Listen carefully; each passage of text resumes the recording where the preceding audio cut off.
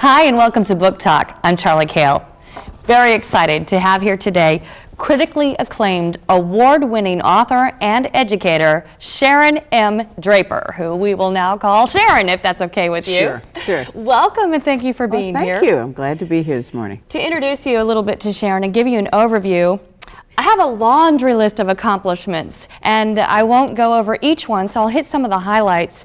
The 1997 National Teacher of the Year. Yes. That encompasses quite a lot. For the entire United States, my mother says. Exactly. National. And then Cincinnati, Ohio is your home. Many awards in Ohio. Ohio's Outstanding High School Language Arts Educator, NCNW Excellence in Teaching Award winner, Ohio Teacher of the Year. Many more. You've served on many important boards, national boards, like the Board of Director of the National Board for Professional Teaching Standards. You have been an English language arts teacher for many years, and again, serving on many boards that govern standards in that. And the reason she's here on Book Talk, written quite a few books. I'll throw down some of those too. Tears of a Tiger, Forged by Fire, Darkness Before Dawn, Romeo and Julio, Double Dutch, which is your latest one, Jazz Imagination, Teaching from the Heart, Not Quite Burnt Out but Crispy Around the Edges, Ziggy and the Black Dinosaurs, Lost in the Tumble of Time, and Shadows of Caesar's Creek. Woo! Quite a few. And you have time to be here with us today. Yes. Thank you. Double Dutch is your latest book. We will touch on that as well today. But first of all, you're very well known for your motivation for students and excellence in education, providing standards. What motivated you to want to motivate others? Well, that long list of accomplishments, which my children look at and say, yeah, Mom, what's for dinner? Which we did not list, by the way. There's so many. But it's, all of those things really stem from my teaching, because that's how I look at myself, first of all, is as a teacher. I teach young people. I work with young people. Young people are why I do everything that I do. So whether I am in the classroom or outside the classroom in some organization that deals with education and how to make education better in this country, all of it stems with my love and my passion for working with kids and working with young people. And that is kind of how I got started writing, was from the interplay between me and my students. Well, I think it's neat, since you brought up how you got started writing. You were encouraged by your students to enter a writing contest? Absolutely. I had one student who said, "You are always making us write. Why don't you write something sometime?" Oh, like you couldn't do it. Yeah. So he challenged me. He gave me an application for a writing contest. And I looked at it and thought I was going to ignore it, but I ended up writing a story. And the story won first prize in this contest. $5,000? $5,000. The story was published. I got a letter on his own letterhead, in his own handwriting, from Alex Haley, who said, "I read your story. I think you're a wonderful writer." Alex Haley told me I could write. So, so that was what started it, was that short story. And so then I said, well, I think I can write a book, because I think I can write, I know how to teach a book, and I think I can write a book that my kids will read, because I know what they won't read. And so, so I think I know what to put in there to make them want to read it. So the first book that I wrote was Tears of a Tiger. And it's written from the point of view of young people. In a typical high school, they're just ordinary kids in an ordinary high school with extraordinary problems. Mm-hmm. And I think what's neat, though, your second book, Forged by Fire, actually has your award-winning short story as its first chapter. Hey, I'm not stupid. No. Hey, so I took that short story, and I made that chapter 1 of the second book, which is called Forged by Fire. And I made a minor character from the first book, from Tears of a Tiger, be the main character of the second book. So Gerald is a very minor character in Tears of a Tiger, but it is his story in Forged by Fire. And it's a story of abuse. Oh, yes. It's about physical abuse, verbal abuse, emotional abuse, even sexual abuse. It's very delicately handled, but it's very clear what's going on in the story. And at the back of that book, I have the toll-free number for the National Child Abuse Hotline, and I have received letters from young people that said, I read your book, I call that number, you saved my life. Gives me chill bumps. Well, yeah, you're going to make me cry. I don't want to cry during the interview. Yeah, there were drug abuse. It dealt with drug abuse, and it dealt with death. And I appreciated the fact that you handled the sexual abuse delicately, but didn't shy away from it so that people would be aware that is so wrong. Right. There's a certain line beyond which I will not go, because I think it's more effective if there's something in the imagination. If there's something left for you to imagine. It's even worse if I don't give the words to it. You make up the words in your own mind. Oh, absolutely. Speaking of where you will not go, are there issues you won't cover? So far, I have not dealt with the subject of teen pregnancy. In Darkness Before Dawn, which is the third book in the trilogy, what's called the Hazelwood High School trilogy, the young people, the two young people, Rhonda and Tyrone, have been going together through all three books. And the idea is they choose not to become sexually involved. And they want each other, they love each other, but they choose not to. And I once had a young person say, I didn't know you could get through high school like that without. And so I said, well, absolutely. And they said, well, that's really cool. I'm going to be like Rhonda. I'm gonna see what I can do to get through high school without doing this, because I thought that was really cool, the way they decided they loved each other, but they were going to wait. So that is one issue. But of course, in the other side of that same book, I also deal with the issue of date rape, where you have these young girls who are manipulated by much older boys or young men who say, you know, hey baby, I love you, kind of thing. And they want to be grown, they want to be independent, they want to be able to make their own decisions independent of their parents who say, you better not, because that boy is too old or too dangerous or too whatever. And she gets herself into a very, very, very dangerous situation, the main character in the book. I'm not going to tell you whether she's successful or not, but there is a point beyond which I will not go. Now, I've talked to a number of young people. I was even talking to some of the young people here this morning, and they said, you ought to write about teen pregnancy. You ought to write about this, because it is a huge, huge issue. And I'm considering it, but I'd have to deal with it in a way that was true to my beliefs and true to something that young people would identify with and say, yes, this is the way it is. Well, you deal with all the issues responsibly, and you can tell that you are hoping to impart a message that children or people enjoy reading about, but they still get something out of. But that's not my purpose, because I think if I wrote the books with a purpose that said, okay, I'm going to write Tears of a Tiger, and my purpose is that you will not drink and drive. That's not my purpose, because young people are much too intelligent for that, and they would see right through it. And they said, this lady's just trying to tell us what to do. I put the situation out there, and here are these high school kids who have this particular problem. They drink, they drive, this is the result. And so it's a set of fictional characters that have to deal with this problem. And so it's not you, it's not me, it's not the people who are reading the book. It's this set of fictional characters, and it's their problem and how they deal with it. It's just one set of characters. So that way I'm not being moralistic saying thou shalt not, because young people will turn you off if you try to tell them something. So I put it out there and I say, you can make your own decision. I've had kids say to me, I read your book, and because of that, I'm not going to drink and drive. I've had other kids say, I read your book, and because of that, I learned how important my family is. And that was not my purpose.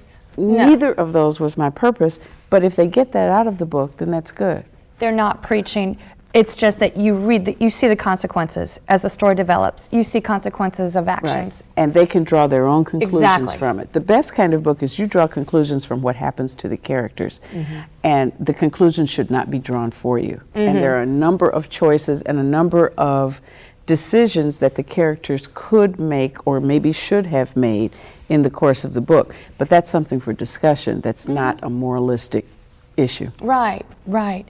Well, since you started talking about the books and the characters, how do you write the book? Do you outline it ahead of time? Do you know how it's going to end? Or do you just start creating the characters and let them tell the story? Yes. It's all of those, yeah. When teachers ask me that, and they ask me that question in front of a room full of students, so that I say the proper English teacher answer. Yes, you must make an outline, and yes, you must, make sure that you follow this particular diagram. Mm-hmm. And when you're starting off writing, you should. When I do it, I have an idea in my head. And it may be a very, very small idea, just a kernel of an idea. Just, okay, I think I'm going to work with something that has to do with, let's say, drugs. Let's just say I want to do something about drugs, but I'm not exactly sure what it is. I know I have a vague idea in my head, the beginning, the middle, and how I think it's going to end. Now, my editor makes me send a printed up outline. And I print it up nice and neat for her. And I say, here it is, but it's going to change. Because, this is just because you require this piece of paper, but it's going to change. Then I start creating characters, and the characters make the story go. Because they become real to me. For instance, if I get a character, let's say, whose name is Brittany, okay? And I take Brittany and I say, okay, I'm going to have Brittany do this at the very beginning of my book. By chapter 4, she's a real person to me. I've designed her hairstyle, I've designed her clothes, her family. She's got a mother, she's got a father, she's got 6 brothers. She can't stand her brothers. She doesn't like to eat pizza. So I've got this whole description of her that I didn't have 2 chapters ago. And she's got this problem. Okay, so then I put Brittany in this problem situation. So now Brittany, who is now a real person to me, has to decide, am I going to do this? Am I going to do this? I'm going to try this. So let's say Brittany says she's offered drugs and she says no. Or she's offered drugs and she says maybe. Or she's offered drugs and she said yes. And I'm not real sure what she's going to do until I get there. So let's say Brittany says yes. Okay, then something has to happen as a result of Brittany saying yes. And then she goes on to that, and then there has to be a conclusion. And then by the end of the book, let's say, okay, is Brittany going to die from an overdose? Well, I kind of like Brittany. I have worked with her now for 14 chapters. She's a really cool girl. I don't want to hurt her. So rather than have her die at the end of the story, I'll pull it back and I will have her rescued by the paramedics at the last minute. And so she can go and warn her little sister or her little brother or something about the dangers. So what I planned to do at the beginning, which was have a teenage girl die of an overdose, didn't turn out that way because I liked her as a character and she became a real person to me. So that's how a story develops. So as a matter of fact, that's a good story. I may go home and write that. But that's kind of how it works. Do you get emotional when some terrible things happen to your characters? I cry every time I read Tears of a Tiger, and I've read it a million times. I cry I would think so. Every time I read it. And I get emotionally involved in the characters. I get emotionally involved in their lives, in their families. They're real people to me. And I read it and I go back and I'm in tears and I'm going, who wrote this? This is such a good book. And I said, oh, I did. Wow, that's cool. And your books have won so many awards. The Coretta Scott King Genesis Award for many of them as well. Cincinnati. I have not read all your books, but I noticed quite a few of them take place in Cincinnati. All of them do? All of them take place in Cincinnati. And kids ask me all the time, why do all your books take place in Cincinnati? I said, I live in Cincinnati. Yeah. I know where the streets are. I know the names of the streets. I know what's there. I don't live in Memphis. If I lived in Memphis, I'd have something happen at the Peabody because I would be familiar with the name of the street and what the hotel looks like and what time the ducks come downstairs. I would include that in my story. Or I would have to stay here in Memphis for a long time, long enough to know these things and feel comfortable about writing about it. Which we invite you to do. Okay, I'll do that. Put me up in the Peabody for a couple of months. Okay, why not? And so the young people, I tell them, you have to write about what you know about. Right. You have to write about what you live, where you live. Nothing happens in Memphis. Sure it does. Whether you live in a little town or in a big town or out in the country or in the city, it doesn't matter. Something happens where you live. Just look at newspaper articles. The little old lady, beats up her little old husband. He's 85, she's 86, and they beat each other up, because he forgot to feed the cat. That's a little tiny article in the newspaper, but that could be a wonderful story, and it's something that you can embellish and make true to what you know about. So all of my stories take place in Cincinnati because that's just where it is. Kids who don't live in Cincinnati, it doesn't matter if they don't know Vine Street. Most cities have a main street, so so it doesn't really matter if they don't know the name of the streets. Kids who do live in Cincinnati read the book and say, "You mentioned the name of the hospital that's next door to my house." So it gives them a little bit more reality. It does make it special. Double Dutch, your latest book. Yes.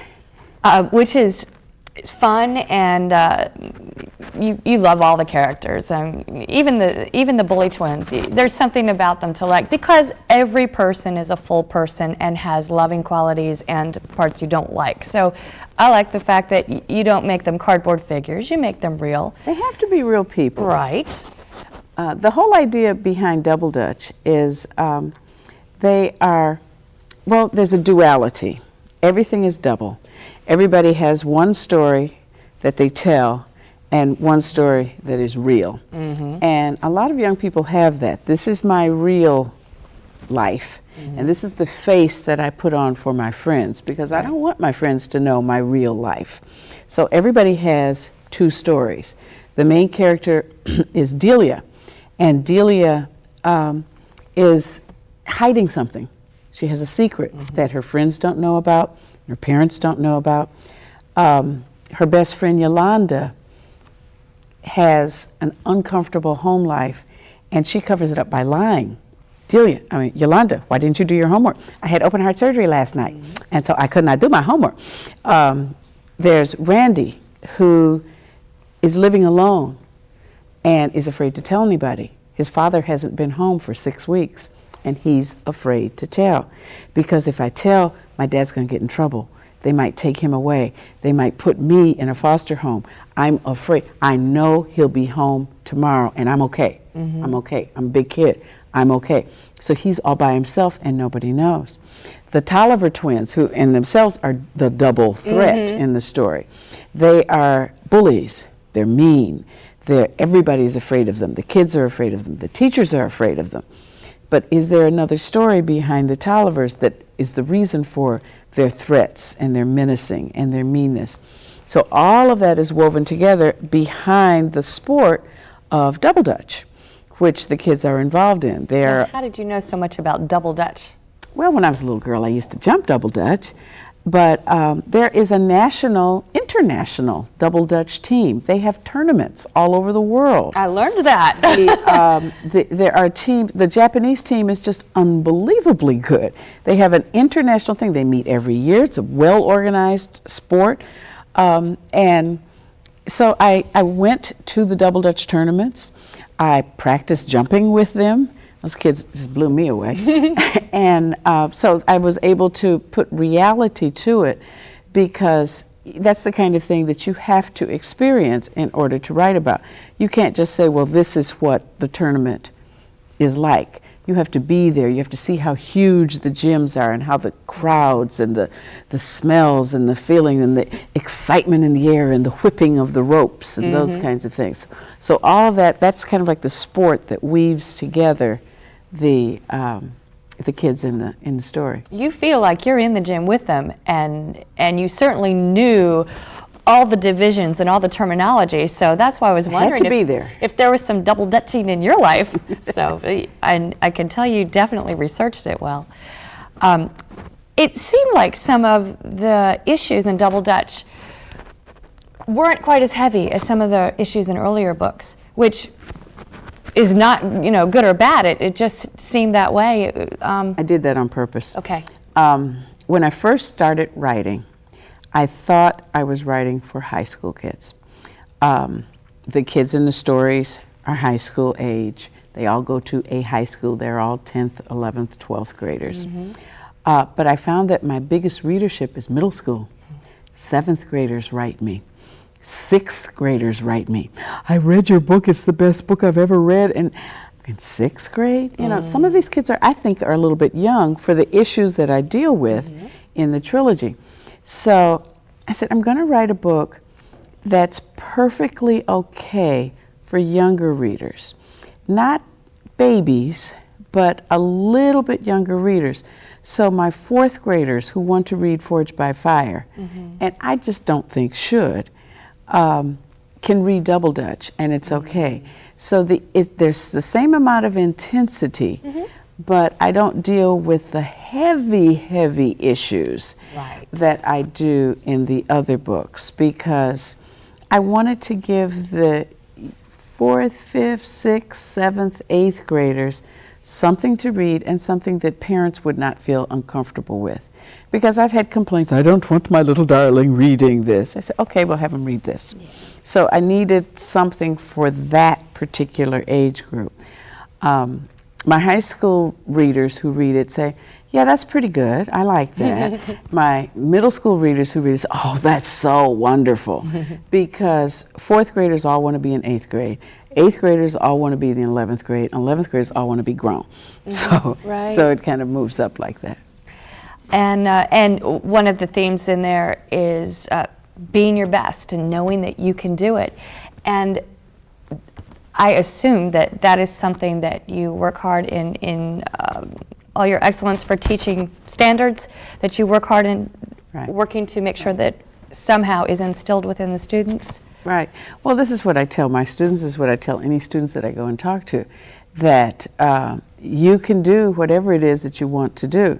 The first thing I asked the seniors that came in this morning is, where are you going to college? Not if you're going to college, but where are you going to go to college? Good for because that should be assumed. Of course you can go to college. Of course you can do this. Of course you can make it. And if you believe that you can make it, and if you believe that you can excel and go on and do other things, then you can.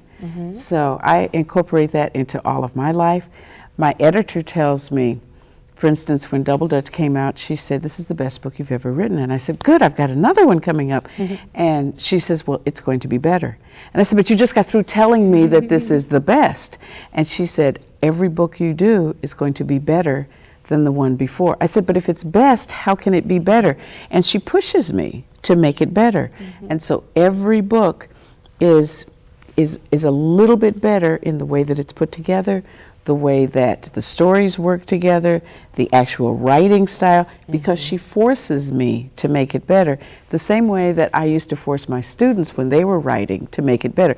Do it again. Do it again. They didn't like me much, but at the end, they did it right, and it was something that they could be proud of. And she's doing the same thing to me. She's the worst English teacher I've ever had. Now, the teacher in Double Dutch seems like a very nice person and understanding and encouraging, but I don't know, I get the impression you're a little feistier than that and a little more demanding in a good way. Well, the teacher in Double Dutch is a first-year teacher. Okay. She's young, and she's learning, and she does not yet know all the secrets, which is how Delia is able to get away with what she gets away with. And the kids and the bad guys are able to get away because the teacher, this young teacher, is intimidated by it. So she's a younger teacher, but there is a version of an English teacher in most all of my books, and she's always wonderful. So. Of course. And as a side note, I think it's interesting that Delia's problem would not be read by a person with that same problem. Someone who has that problem would not be reading Double Dutch. Not necessarily. Yet. I have had a number of teachers who teach the quote-unquote non-readers. My kids don't read. My kids can't read. My kids won't read. And I have given them Tears of a Tiger, and they read it. Kids will read. Kids will read what they feel compelled to read, And sometimes you may have to help them, and a lot of times I tell the teacher, you read one chapter and let them read another chapter to you. But if you get a book that's good enough, they will read it because they want to. I want to finish this. And even kids who struggle with reading have no difficulty getting through the books, even the thicker ones. Good. It's amazing. And teachers write me in amazement. I didn't think he could read, and he read all your books, and now he's asking for more. And I know he read them because he told me in detail what happened in the stories. SharonDraper.com. Yes. What will we find on it? At SharonDraper.com, there is information about each of the books. There's a little bitty blurb about each of the books. There's a study guide for teachers, so that teachers who want to teach the books in class, there are questions they can ask, classroom activities, writing activities. I did all the study guides myself, so I know that they are teacher cool. And there's just basic information about me. A lot of times the kids will write me and say, I have to do a report on you. I need everything you know about yourself, and I need that by tomorrow. And Well, then you need to research it. So there is a place that you can click on my website that says, if you have to do a report on me, click here. And it gives them a whole lot of information. And even after that, they write me, I read all that on your click place, but I still need to know other things. I said, you have to look it up. So, Yes. so you know, I said, if you're going to write Shakespeare, he doesn't have a website. What are you going to do? Yeah. So The formula for writing my books. right. Right. So it's kind of a real user-friendly, teacher-friendly, student-friendly kind of page. And kids can get lots and lots of information. You can even purchase the books online from my website. Wonderful. And as I know you've helped motivation all over the world, Russia, Ghana, Togo, Kenya, Ethiopia, and of course all over the United States. So we know the information on that doesn't just help American kids, it helps everyone everywhere. And we're about out of time, but is there anything you'd like to wrap up with that you want people to remember or know? Well, I think for parents, I think it's important that you read to your children and with your children. For teachers, I think it's important to encourage your students. Don't tell them they're dumb or they're stupid or they can't. Tell them you are intelligent, you are bright, and you can, and believe it. And give them books to read and encourage them to read. Work on their most positive qualities. If you build up a child's self-esteem, he can't fail. Got it. Well, thank you so much for being with us here. Thank SharonDraper.com for more information. Again, Sharon Draper, books available at local bookstores and libraries. Thank you. Thank you very much.